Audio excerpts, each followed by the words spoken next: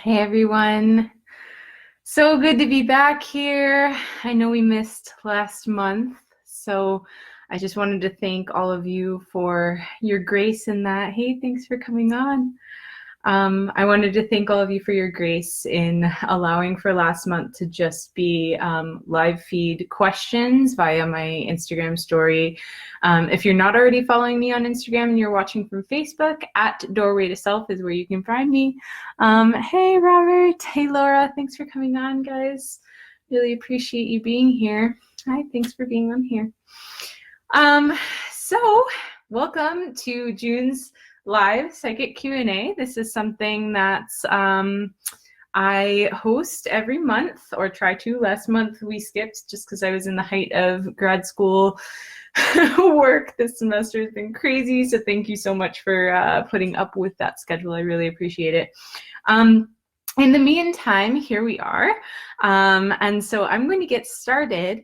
But just in case you've never been here before, hey Jesse, thanks for coming on. Just in case you've never been here before, or even if you have, I'd like to refresh your memory as to how this works. So basically, if you have any questions whatsoever, whether you're on Instagram or Facebook, you can go ahead and just pop them into the comment box that is on the bottom of or right to the right-hand side of your video. And you can just go ahead and put your questions in there, send them. I will receive them and read them and out loud, and then I will answer them live. If you have anonymous questions that you'd prefer not to be kind of seen in, you're more than welcome to message those to me privately, but I will not receive those until after the video is over. So I will wait and answer them in next month's Q&A. So I'm going to go ahead and, oh yay, I'm so happy you're excited, Jessie. I am as well. I'm going to go ahead and actually read off some of the questions from just this last, oh goodness. There we go. From the last month that people have kind of like rolled in, and you're more than welcome at any point during the month to send questions to me, and I'll likely just email you back or message you back and say, hey, can I answer this live on the Q&A anonymously? And so if that's something that you're wanting, just because I tend to get a lot of questions in my inbox, so this is a good way to be able to not only answer them, but also provide education for so many other people. And it's also important to note too that I do post the replays of these lives on YouTube as well. So if you're not following Doorway to Self on YouTube, definitely click the little bell at the top. That's the subscribe button. I don't have a handle, but if you just type in Doorway to Self, that's where you can find me and all of the replays of these videos. And I do actually put timestamps in there as well, so you can find the exact questions that are being asked and when they're being answered. So the first question I got is from a client who wanted to remain anonymous, and they said, hi Rachel, it's been a few months since we had that session. I'd like to give you an update. I seem to be questioning and examining my environment both before and present when I'm feeling negative, or lack of a better word. This client was suffering from really deep depression. You said to ask, is this me or is this someone else? Is this his energy or is this someone else's energy? Or is this me and other people's energy? It's really hard to tell at this point which is which. I know it's others sometimes though. It seems hardest to sort out when it's both. I become exhausted and frustrated. My being is an open vessel, but for my own well-being, it needs to have a filter on top of it. I have no idea what that filter or tool is. I can't just tell a friend to get away. Toolbox, please. Thanks for opening my eye. So I absolutely love this question. And the reason I love it is because it is something that many people deal with, whether consciously or subconsciously. Hey, Kelly, thanks for coming on. So for those of you who don't know my work and what I do, I look at mental health and mental illness through a psychic lens. So I look at the idea of how Each of us as a psychic being, and I do believe that if you're human, you're psychic, each of us as a psychic being is affected by energy, and that energy can then affect our mental health or our mental illness or not health. So my personal view on depression, which is what this person is suffering from, is twofold.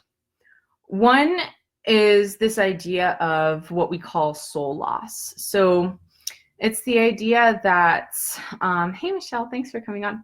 Soul loss is the idea that we are going against ourselves, right? So we're not living towards our highest, truest purpose, our highest selves. And it doesn't even necessarily have to do with purpose. It can just be that you're living against yourself, right? You're in a job that doesn't resonate, or you're living somewhere that doesn't work well for you, or you're, you're a people pleaser, and so you're spending all of your energy on other people rather than paying attention to your own well-being, your own good, and what you need, what you crave and want and need in your life. And so it's this idea of soul loss, that you have separated from yourself, you've drowned yourself out, and so that can cause depression. That's one. The other way that I view depression as being caused is when you are someone who's extremely energetically sensitive and tend to take on other people's energies either as your own, or you let them into your field and you let them affect you. So the technical terms for that would be clairempathy, which is more colloquial, known as being an empath, or clairsentience. The difference being that, and I do have published blog posts on both of these ideas, so if you want to learn more about what each of these means, you're more than welcome to go to doorwaytoself.com/blog, and you can read all about them. But essentially, in a nutshell, being an empath means that you can take on other people's pain, physical pain, emotional pain, or just kind of emotions in general as your own. So you're taking on another person's, or animals or plants or the world's or something's feelings as your own. Whereas being clairsentient, experiencing clairsentience, means that you are experiencing the energy between yourself and someone else or another thing or animal or plant or something. You're experiencing the energy between those two things, and you are allowing it to affect your field. Or it just is affecting your field, right? So it's that kind of like integration. That's where we see a lot of like psychosomatic symptoms coming up, tons of anxiety coming from this, right? Maybe chills, stuff like that.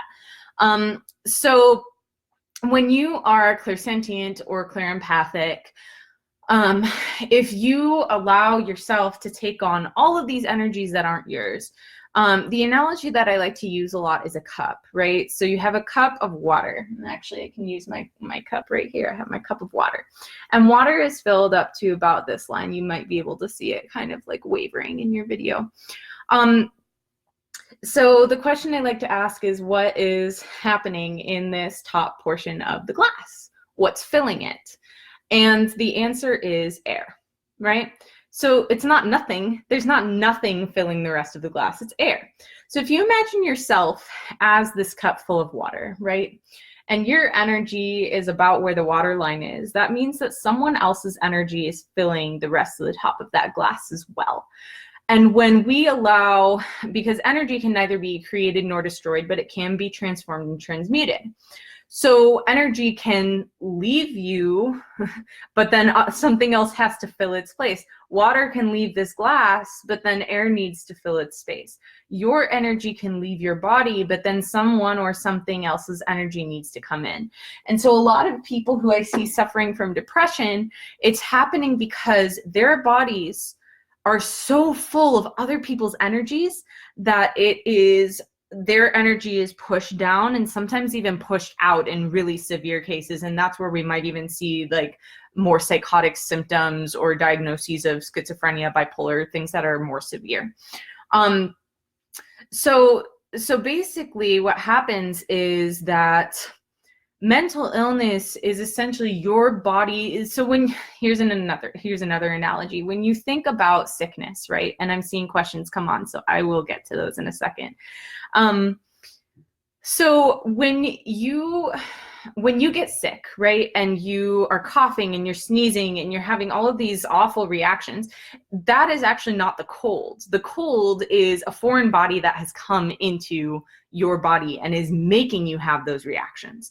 And so I like to view depression similarly as your body's energy field fighting off energies that are not supposed to be in it. Okay, so it's kind of like your white blood cells acting up to fight off these foreign antibodies that are not supposed to be in you. The depression is fighting off these energies that are not yours, that are not supposed to be in you. It doesn't feel good at all. It feels terrible, but that's how your energy body is fighting off all of these energies that are not yours. So now that you guys have all of that information, which is the information that I gave this person when they came into my office, they went home, and I do psychic diagnostics in the room, and they were diagnosed with clairsentience and clairempathy, amongst a bunch of other things, but those were really the two things we were going to concentrate on, right, because of this idea of taking on other people's energies. So this person, and this is very, this tends to be a symptom that happens very often, is once we become aware, and this can happen with anything in your life, right? When we become aware of something, then awareness is brought to it. We start to focus on it more. It starts to appear more. It starts to make sense more, maybe. So as soon as this person had this awareness, that's when they sent this email and said, okay, now I'm understanding, like I'm taking on other people's energies. I know why this depression is happening. I know why this is affecting me. But how do I stop it, right? So for those of you who are, I know there are a couple of you on here watching right now who are in my clinical program, which is just so amazing. Thank you so much for being here. I'm really, really grateful for you being here, because we just need more of this in the field in general. But for those of you who are in the field, you're probably similar or familiar with CBT, which is cognitive behavioral therapy. I'm not talking well today, you guys. Keep kind of tripping over my words, so I appreciate your patience with that. So when we look at CBT is focusing on our thought patterns and being able to recognize like what's going on in our lives, and then how we can change it from there. And that's kind of what's happening with this person, is they're having this recognition of like all of these things that are going on. And so now it's, okay, how do we correct that? How do we add to that? So the first suggestion that I have is, I have a rather old video on my YouTube channel. You'll have to like scroll way back, about grounding and clearing, and why is that important, and what are the different exercises you can do for that. These are two extremely important things for anyone, but specifically if you are suffering from a mental illness, whether it's severe or not. Because what happens is, when we ground, we're connecting with the earth. We're neutralizing our energies. It's kind of like when you think about an outlet, right? You say it's grounded, right? When there aren't going to be sparks flying everywhere, you're controlling it. You're allowing the energy to calm down and be channeled in an efficient way. So grounding is really important. Connecting with the earth, being in your body, loving your body as part of your energy field, because our bodies are energy, which is something we don't tend to really think about, right? We're like, oh, okay, there's the spiritual body and the physical body and the emotional body, but it's really all just one thing. So being in your body, being connected to the earth, that's super important. Clearing is being able to essentially take anything out of your energy field that is not yours, allowing things to go that are not yours. So step one, I would say for this person, as I've already told them, is being able to start discerning, okay, this energy is mine, this is not. And then maybe even whose energy they're picking up. So that's really important. Second step would be getting rid of those energies, getting rid of those things that are not theirs, that are not their own. So that might look like having a crystal, and this is going to sound super woo-woo and whatever, but just bear with me for a second. Having a crystal that you feel is you, Okay, and you're holding this thing in your hand, and it brings you back to yourself every single time you hold it. You might have to do some work with that. You might have to like really meditate with it, infuse it with yourself, whatever it is, but you're going to, I'm like holding my crystal, my invisible crystal. But as you begin to work with this thing, you can have that, and you can hold that, and you can know that you're coming into yourself every single time you hold that. That's one idea. That's one option. Another option would be to carry around a childhood picture of yourself, a picture of a time when you felt most you, when you felt you weren't abiding by someone else's standards, when you felt, and this might just be a birth picture, right? It might be right when you were born, and you're like, yes, that's me. It might be 5 years old. It might be 15. It doesn't really matter. The point is it's a point in time, and it could also be an adulthood picture too, of like a time when you really felt yourself and excited and like you were in flow. And taking this picture and carrying it around with you, and then anytime that you feel other energies are in you, or you start to feel that depressed feeling or symptoms of depression or whatever it is, you can pull that picture out of your pocket, lock eyes with yourself, and ask for that version of you to fill yourself. So these are a couple ideas. There are several more on that grounding and clearing video as well.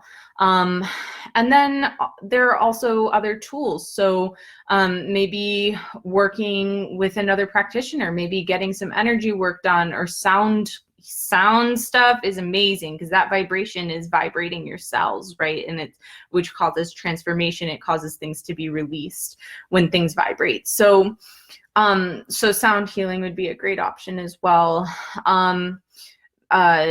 Salt baths, they've done a lot of scientific studies as well, especially on Himalayan salts, or Epsom salts, that it shows that it actually draws toxic things out of your body. Well, guess what? Other people's energies are going to be toxic to you most of the time if they're living in your body in ways that they're not supposed to. So I could go way more thoroughly into this. I could spend the whole hour on this, honestly, but I'm going to go ahead and move on. But I hope that for this person that answers that question.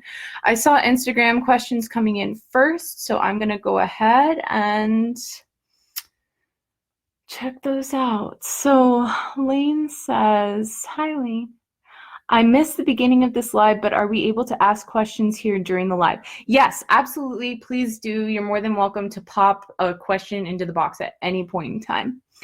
Robert says, double numbers all over the place, like everywhere, and it feels almost like cheeky at times.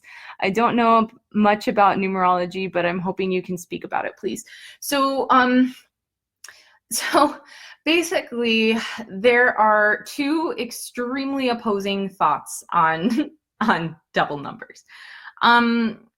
One kind of line of thought is that if you're seeing double numbers, or if you're seeing things that are like really getting your attention, it means they're trying to recourse you, right? So they're trying to redirect you. They're like shouting at you and saying, you're not going the right way. Pay attention here, go this way. So that's one kind of train of thought.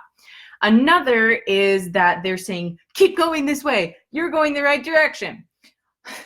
As I said, two extremely opposing different things. So my advice for you on that is to go with your gut, right? Every single person is going to have a different feeling about this, is going to have a different association with this. And sometimes it might even be completely different for different situations, right? There have been times when I've seen double numbers and I've been like, oh, these are telling me to go away. These are telling me to turn around. And there have been other times when I've seen double numbers and it's like, oh yeah, you're going the right way. Just keep going. Just keep going. So, just listen to your gut. Sometimes they're just trying to get your attention in general. Different numbers can mean different things. So it also kind of depends on which double numbers you might be seeing. And then also personal associations too. Like, what do those numbers mean to you? Great question, Robert. Thank you so much. I hope that helped. Rebecca says, hi, Rachel. I'm glad you're doing this today. Thank you. You're so welcome. I have more than one question. Hope you have time for them. But the first one, how can energy be transmuted? Because I understand the term transformed, but I don't have clear what does transmute actually mean. So basically transmuting is essentially it's essentially a parallel of transforming. So transforming would be turning one thing into another. Transmuting would be more like how do I explain this? It'd be more like turning one thing into another from itself. Okay, so I'll try and use some metaphors as examples. So for instance, we as human beings are constantly transforming. Okay, so I as a human transformed, and you as a human transformed from a child to an adolescent to a teenager to an adult. Okay, that's transformation. You're making that trajectory, you are transforming, you are changing from one thing into another, but you're still kind of like a similar version of who, like, of kind of the same core identity. Whereas transmuting would be more like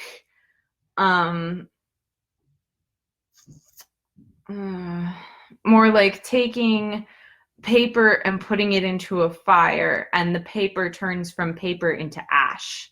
It turns from one thing into a completely other thing. Okay, so when I'm talking about transmuting energy, it's more like, let's say you have taken on someone else's energy and you can't seem to get it out of your body. That would be, you'd be doing transmutation with that, because you would be taking their energy and transmuting it into your energy. You'd be taking their energy and you'd be saying, you know what, this is going to be mine now. And so you take it and you turn it into you. So it's kind of like, almost like flipping it into something else. It's not necessarily related, even though it kind of is. You start from the same base, but go to two different ways. I hope that answers that for you. Robert says, thank you. You're so welcome. Okay, I'm going to go ahead and read another one of these questions that was sent in anonymously. What is rumination and how do you avoid it? So this is somebody I'm so grateful to this person. They have been like binge watching all of the Q&A replays on YouTube, which is just amazing. And so they sent me this question about something that I answered in a YouTube video. So they say, what is rumination and how do you avoid it? From context in your older videos, I'm assuming it's when you sort of stew over something or someone is taking on, stew over something or someone and take on the energy. So how do you know if what you're doing is rumination versus letting yourself fully process something so you can heal from it? I absolutely adore this question. Thank you so much to this person for asking this. So good. So this is one of those you're going to have to search pretty deeply inside yourself and be really, really honest with yourself about. Because there are some times when you have to think things through over and over and over, or remember a situation over and over and over, and like sit in that for a little while in order to fully understand it and get through it and get different angles of it, to be able to walk through to the other side.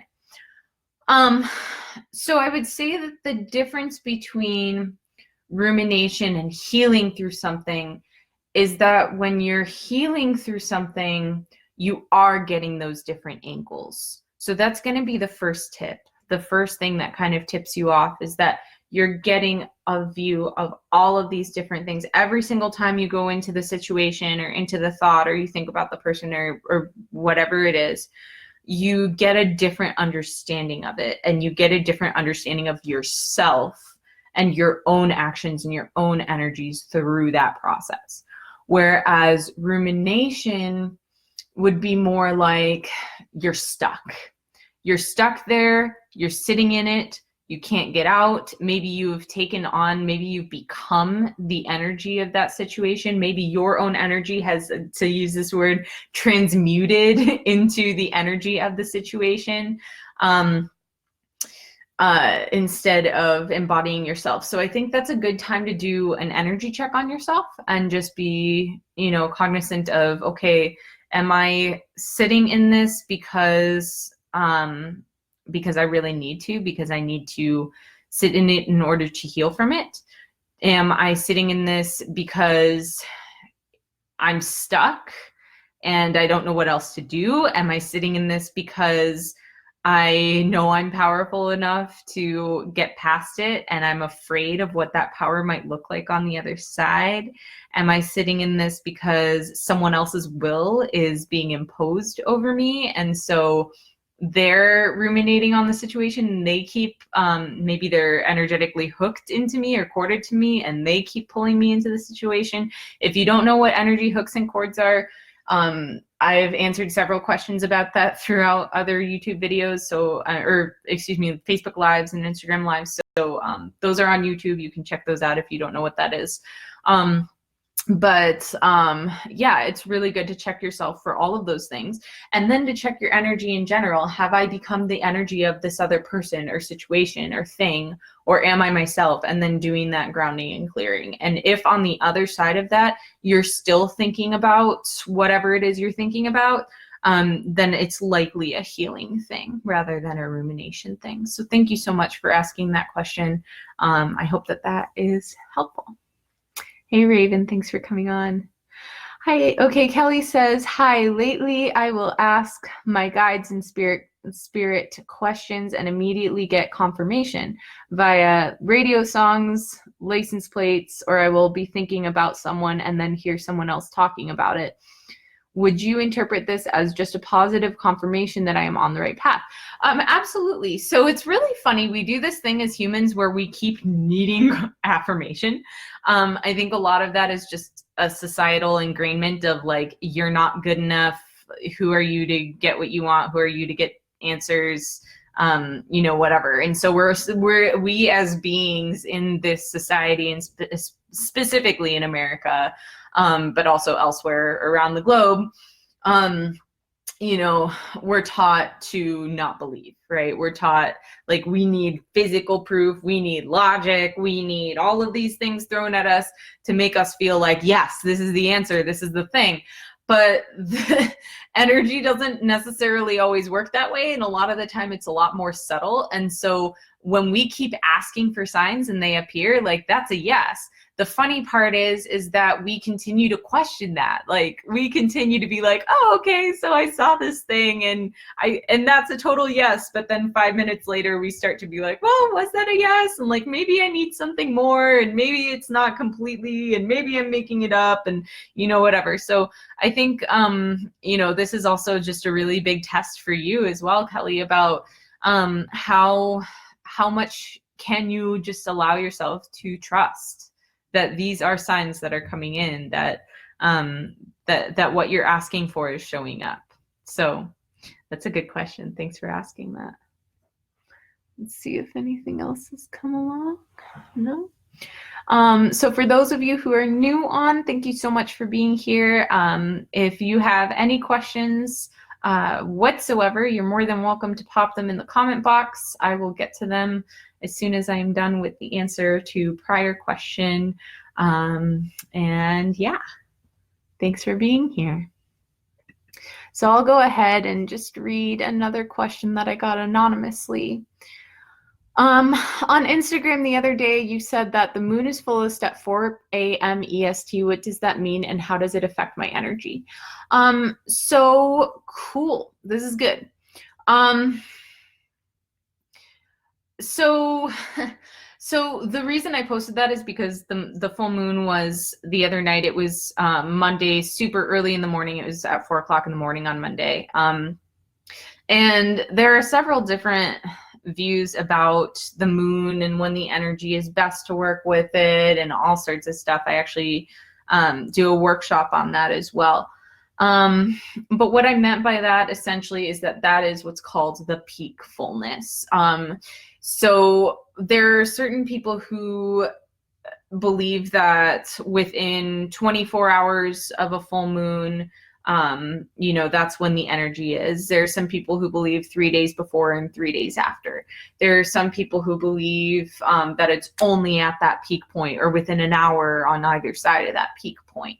When I say peak point, I mean that's when it is scientifically fullest. So that's when scientists have found, okay, and when astronomers have found, okay, this is when the moon is at 99.8 or 100% illumination. It doesn't always get to 100%, but it's at the highest peak of illumination for this month that it's going to get to.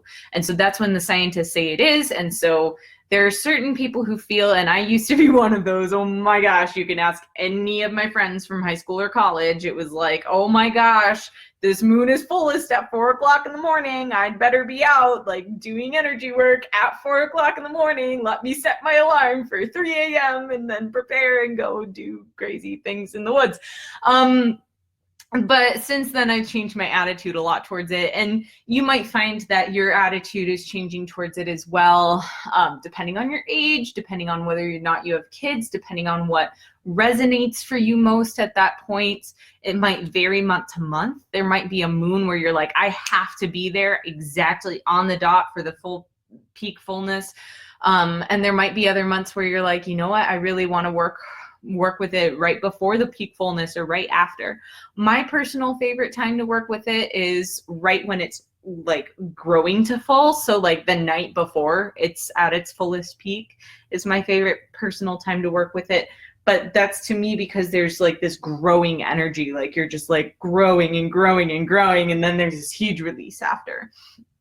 So it just kind of like energetically depends on where you're at, what you're wanting to feel, what you're wanting to work with, what resonates for you in that moment.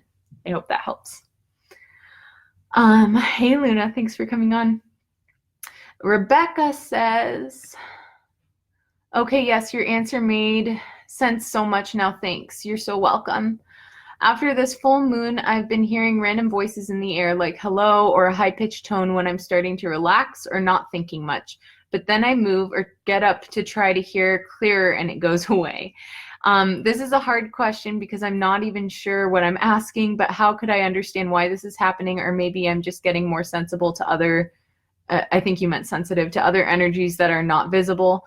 Since that started happening over the last few days, I've been feeling very burnt out as well. Maybe my question is not something that can be answered just like that and I'll get it. But I was wondering if it might be a normal thing that was with this full moon in Sagittarius. So cool. This is a great question. I'm really excited about this. Thank you. So what you are experiencing is called clairaudience, which is psychic hearing.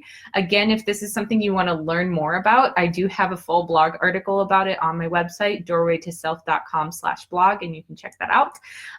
But in the meantime, I love this juxtaposition that you gave because there's so many people, including myself, who experience this thing of being in a really relaxed state, maybe almost falling asleep or meditating or something, and you start hearing these voices or noises or whatever it is. And then as soon as you start to like logically, consciously try and tune in on them, they go away.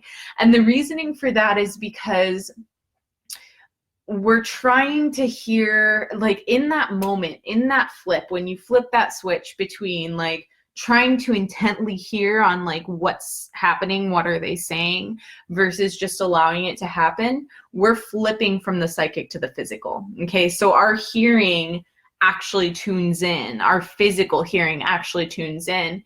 And it's kind of like you're trying to make physical what you're hearing energetically, and that's just not going to work. It's just not going to happen.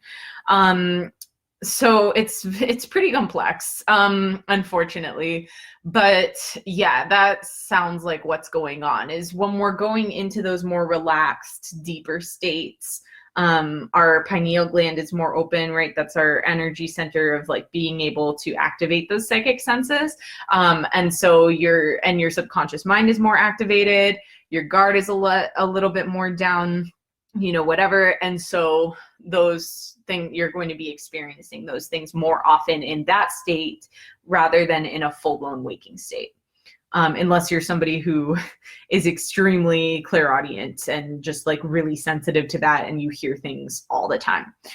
As far as it leaving you drained afterwards, that's a really important key to pick out. That's really, really important. And that could be happening due to a few different things. The first thing that's coming to mind that could be happening is this idea that you're wanting so much to hear this thing in the actual physical, that's leaving you drained, that you're spending so much energy wanting to know exactly what's being said, or wanting to tune in physically to something that you can only tune into energetically, or whatever it is, that is leaving you feeling drained and tired.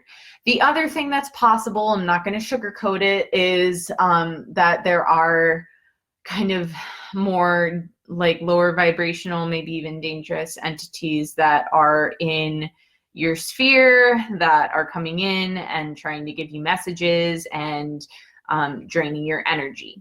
If you think that that's the case, ground and clear. Always, always, always ground, clear, center. Fill yourself back up with your energy, just like we talked about in the beginning of this video. Thank you so much for that. That was really awesome. Thank you.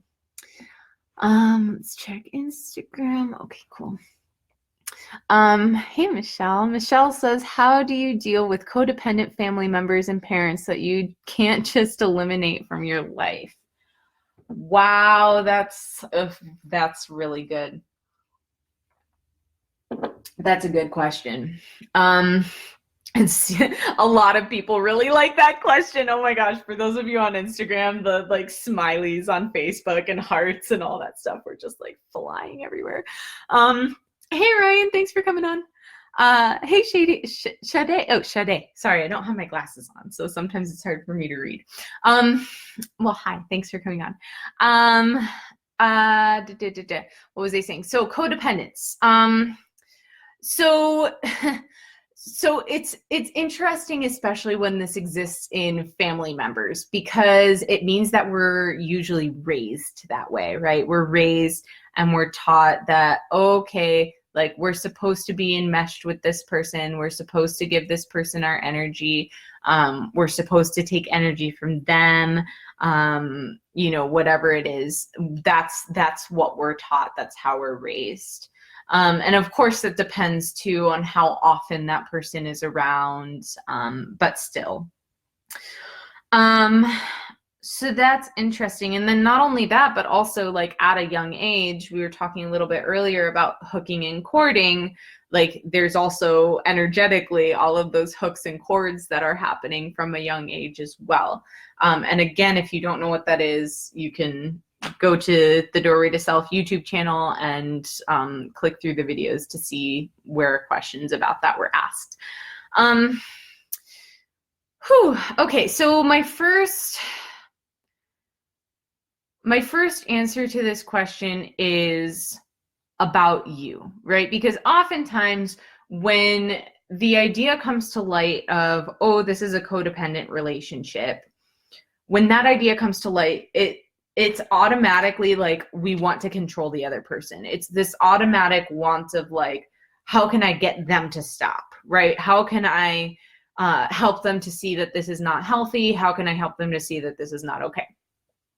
So if that's what you're doing, I'm going to highly encourage you to flip that and to start doing that to yourself, okay? Not saying that the relationship is your fault. Please don't take it that way. But what I am saying is that relationships are a two-way street. It takes two people to form any sort of relationship. And so looking within yourself and saying, okay, where might I be feeding off of this relationship? Where might I be toxically trying to serve myself through this relationship? And then working through that. Okay, that's one. Two, where can I set boundaries? And if I set those boundaries, are they for the other person? Are they for me? Are there some in both of those things? I've talked about boundaries a few times in other videos as well, so that might be something that's worth looking back on as well. But the idea of, sometimes we try to set boundaries with other people and it doesn't work.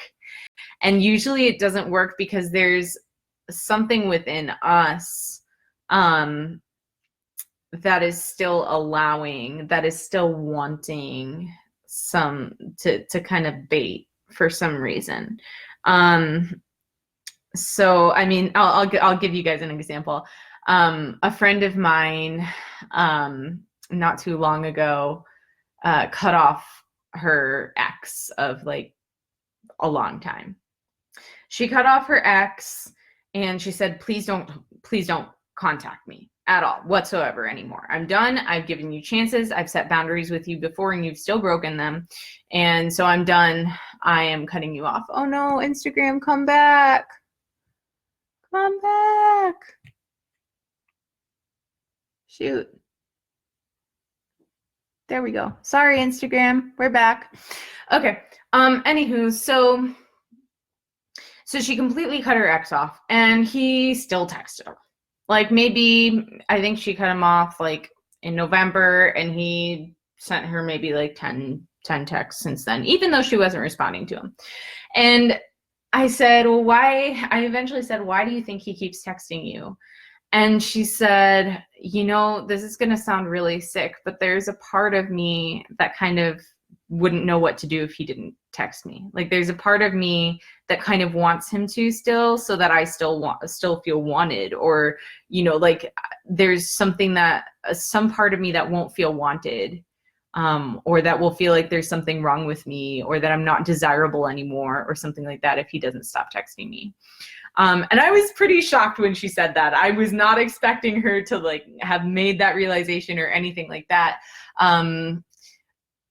So that's the kind of thing that I'm talking about, is like, what belief might you have to be really truthful to yourself about that's actually happening under the surface? Why there's always some reason why a person might feel like it's still okay to break your boundaries.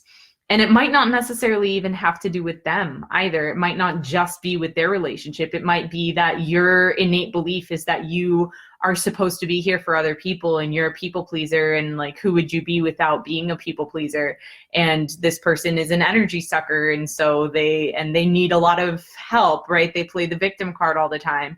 And so because of that innate belief within you that you need to help, then there's still breaking that boundary. So those are things that that I would just recommend looking at. I hope that helps. Ryan says, Michelle, ever watched Dexter? That's such a great show. Oh yeah, so good. Okay, cool. Oh, there we go. Michelle says, my son is living with them. Oh, I feel like I missed something. My son is living with them and have made a very bad decision that I totally disagree with. I am very upset and they totally disregard my opinions. Wow. That's a really sticky situation. I'm really sorry that you're going through that, and thank you so much for sharing that. I want you to know that I see you in your truth. I see you in that. Wow. So yeah, I mean, everything I said before still stands. The other thing that I would suggest too is, I'm not a professional mental health helper, still working on my license over here. But I would highly suggest, if you're not seeing someone, it might behoove you to even go to a family therapist. I think that, sometimes we think like, I mean, individual therapy is great, but in a situation like this, it might just help them to, whomever these people are that your son are living with. I'm assuming it's your parents maybe or something, but it might behoove you to find a family therapist to go to. And do I know a family therapist? I feel like I do. I might be able to give you some recommendations. But if not, allow therapy partners is really a great practice. And I don't know. Yeah, I'll have to think on that one for you. Thank you for sharing all of that. I appreciate it.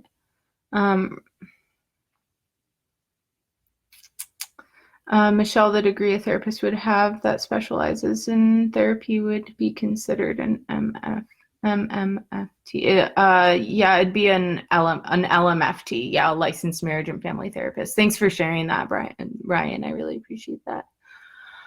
Cool. I'll have one of those in a year, guys. Just give me a year. I don't have one. So close. So close. All right, cool. So it looks like we are out of questions for now. So I'm just going to take a little bit of time to kind of speak to some changes. There have been a lot of people who've been asking me about all of these shifts that are happening with Doorway to Self. So I just want to take a minute to just acknowledge you guys and let you know what's going on.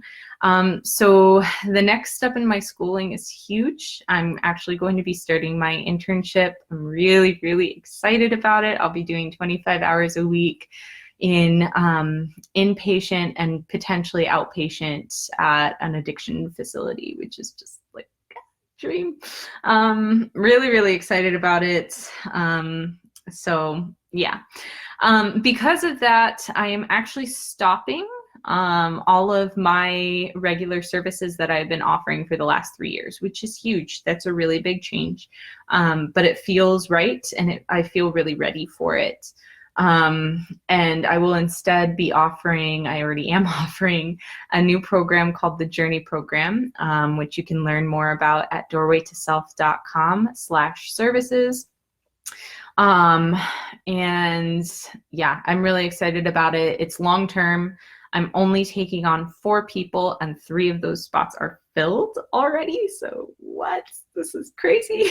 And we'll be working long-term together from the beginning of September through the end of November, beginning of December, depending on, Thanksgiving and all that good stuff. But yeah, so we'll be doing 12 sessions, 1 a week for an hour, and each session is tailored to the specific journey. So the first session will be looking more at like psychic diagnostics, kind of getting to know each other, starting to look at who you are as a human being and what your story is, things like that. The second session will be focused on like how getting this new lens on yourself psychically affected you as a child. Where were you shut down? Where were you shut out?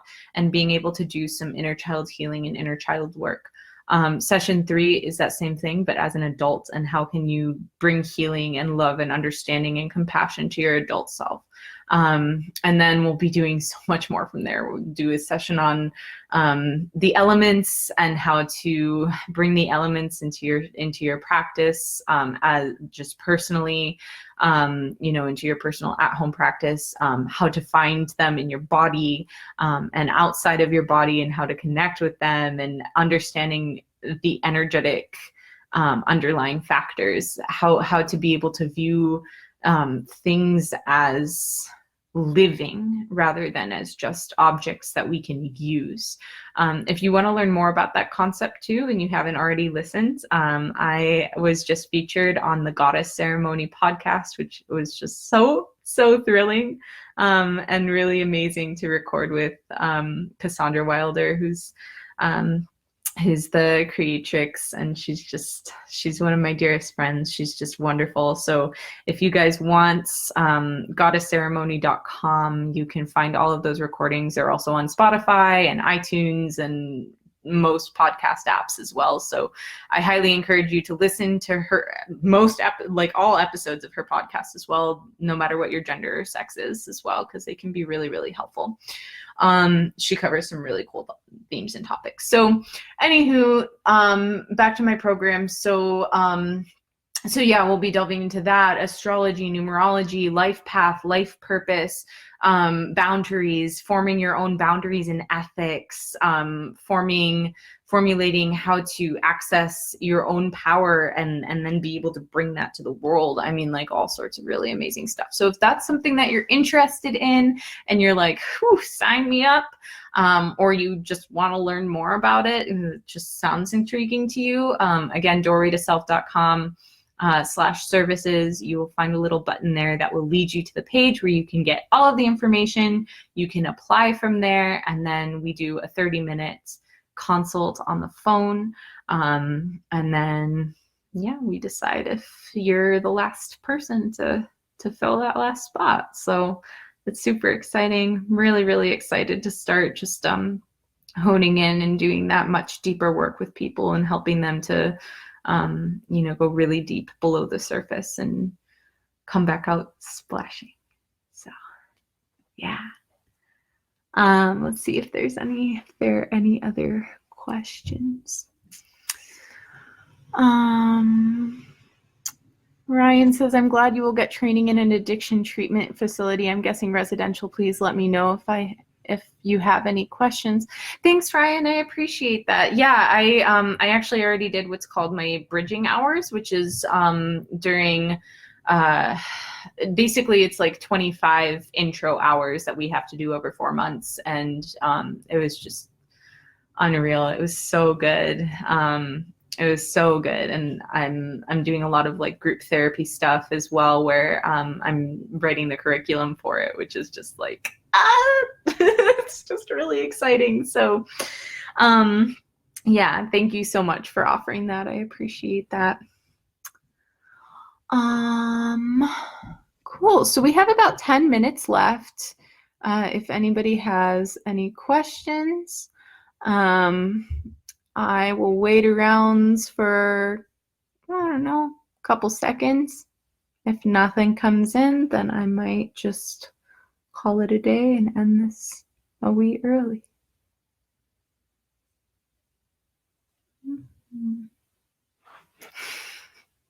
I'm so thrilled that you guys come on so enthusiastically every month. It really, really just warms my heart. So, yeah, I really appreciate that.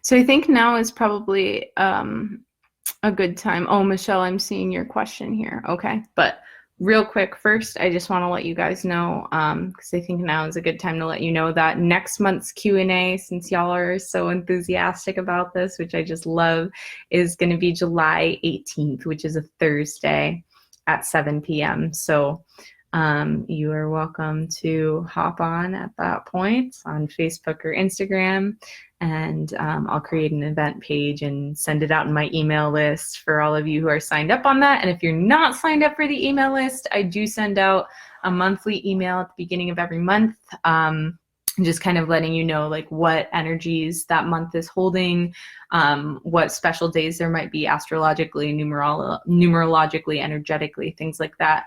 And then just kind of like the general energy that you can expect to kind of be delving into, and then any upcoming events as well. So if you're not signed up for the email list, simply go to the website, doorwaytoself.com. There will be a little box that pops up that says subscribe, and you can just enter your email, and that's it. I don't spam or anything.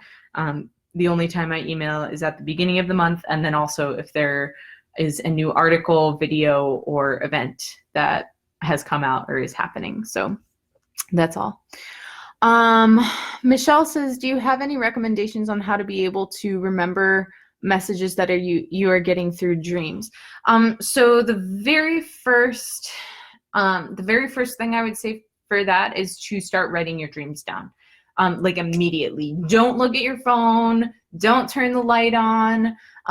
Don't even roll over if you can help it. Maybe even not open your eyes. I had an old mentor who used to like have his notebook right next to his bed with his pen, and he would like literally just reach over, grab the notebook, eyes closed, and just like write in the dark, blind completely. In the morning, he'd look at it and it'd be basically chicken scratch, but he would be able to make out little bits and pieces.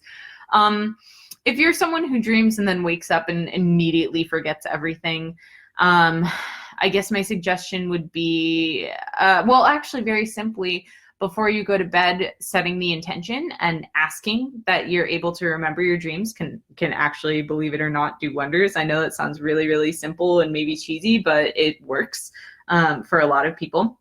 Maybe, yeah, not everyone, but it works for a lot of people. Another thing you can do is, I'm not an herbalist. I'm not claiming to be an herbalist, but mugwort, when used in small doses as a tincture or a tea or as an essential oil, don't consume the essential oil, please. Please don't consume it. Just smell it or put a wee tiny drop on your skin. It is slightly toxic. It's not poisonous, but it has like a little bit of toxin in it. But that can actually help you to dream more vividly and then remember things. So that's an option too. And then also doing dream recall stuff. So maybe like binaural beats. If you go on YouTube and you type in binaural beats dream recall, stuff should pop up. And it might be able to induce like a meditative trance that brings you back to that kind of dream state where you can access those. Ryan says, any thoughts of why tears might only form in one eye when going into deeper work or connection with the divine? Wow, that's an interesting question. I've never gotten anything quite like that before, so that's kind of cool. So I suppose it's just a really personal thing. It sounds like so people have different places where energy specifically can be either emanating from or received into. So for me personally, like I feel a lot in my hands when I am giving, when I'm releasing energy. So like when I'm having like a big spiritual experience, I'll feel like my hands start to tingle or burn or get like really like I want to just like touch them a lot. So that for you might just be your eye, like it might just be your tear ducts or your eye or both or something like that, where you're just wanting, like that's the part of your body where you release energy from, potentially. So hope that helps. Okay, guys. Well, we are at about time, so I think that's a good place to cut this off. But I hope to see all of you again July 18th at 7 p.m. EST right here on the Doorway to Self Facebook page or at Doorway to Self on Instagram.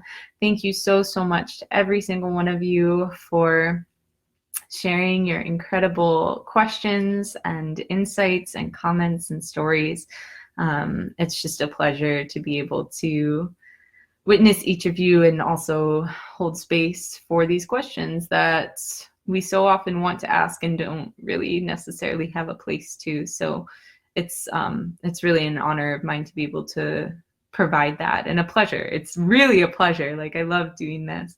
So thank you all for being here, for engaging in psychic education, for helping to spread it. Again, if you want more information, you can find a whole slew of things and sign up for the email list at doorwaytoself.com. I also post pretty regularly on Facebook at Doorway to Self and on Instagram at Doorway to Self. You can check out my blog, doorwaytoself.com/blog, and you can also find all of the replays of all of these videos with the timestamps and questions that were asked on YouTube if you search Doorway to Self.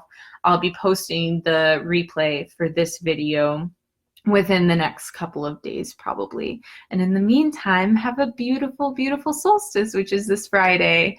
It's just such a lovely time of year. So enjoy the long days and the short nights, and